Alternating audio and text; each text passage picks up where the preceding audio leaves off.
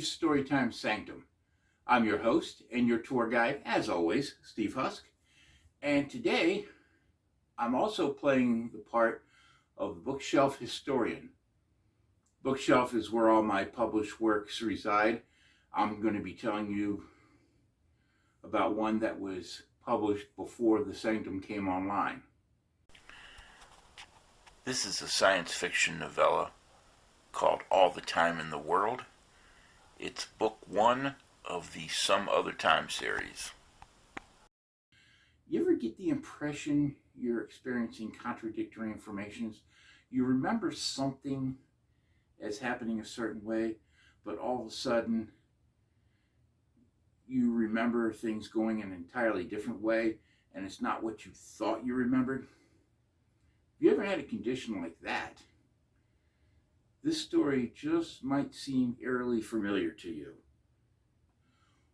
For as long as he could remember, my story's main character, Curtis, thrived on creating paths for himself, paths that no one else should follow, paths that would take him places that no one else should go.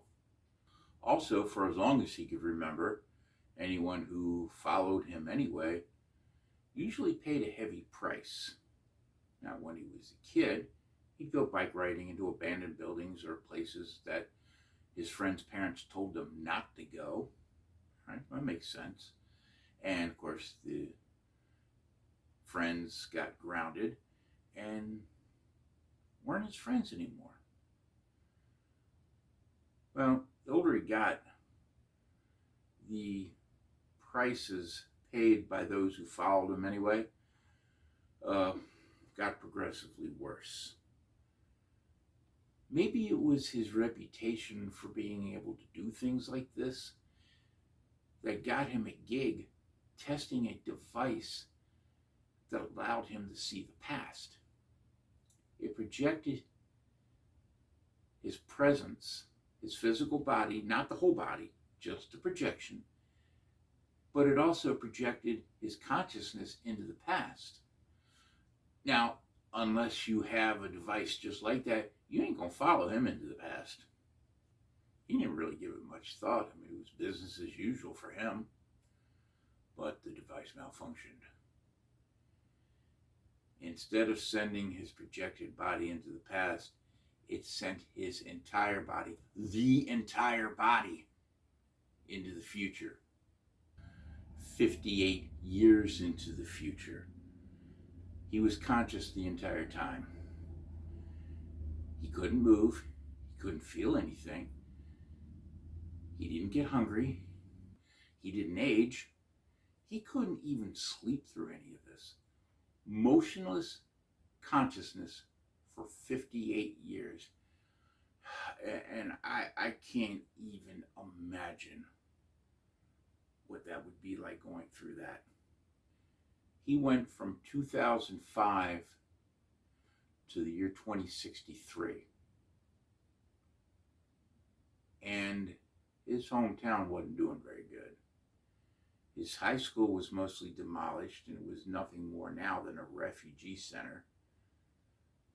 And the word he got was that the vast majority of the planet was pretty much trashed as well. And a lot of other bad things.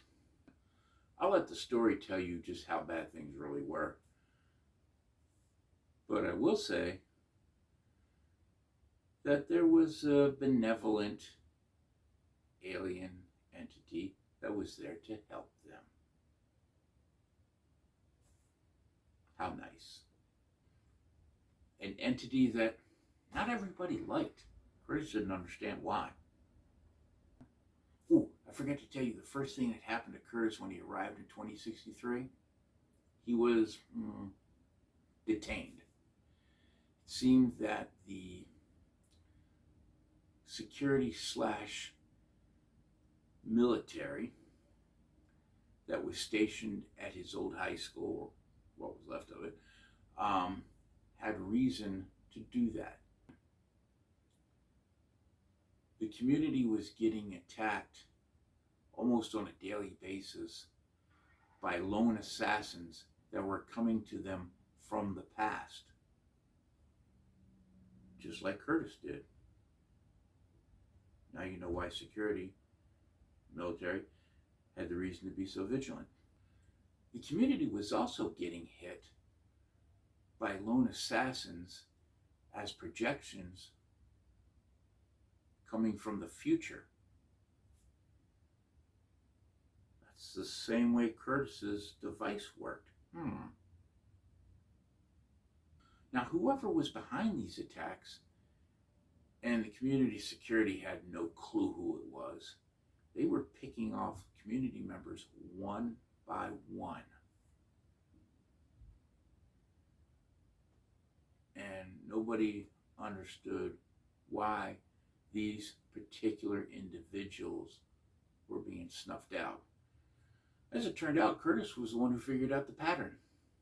The people who were getting targeted and snuffed out, they had memories no one else had. Their memories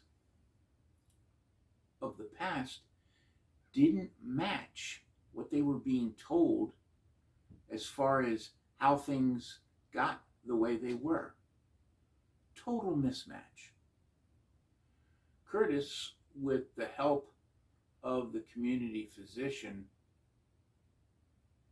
thought they figured out why this was happening. And Curtis realized he was the only one who could bring this to light. He was the only one who could discover who was behind all this and maybe find a way to stop it. And his opponent? No big deal. Just a alien species who could occupy multiple positions on the timeline simultaneous. No big deal. But hey, Curtis is all about setting paths that no one else could follow or should follow. Outmaneuvering this alien species would be the challenge of Curtis's life. And as far as that part about those who follow him paying a heavy price, well, in this case, Curtis didn't care. The story is approximately 21,000 words. The link to the digital version is in the description below. Leave a comment on this video, like the video. Leave a comment on the Smashwords page where you pick up the story. And support my channel by subscribing. Now, going back to my original question. Have you ever had contradictory memories? Maybe you did. Maybe they mean something. Give it some thought.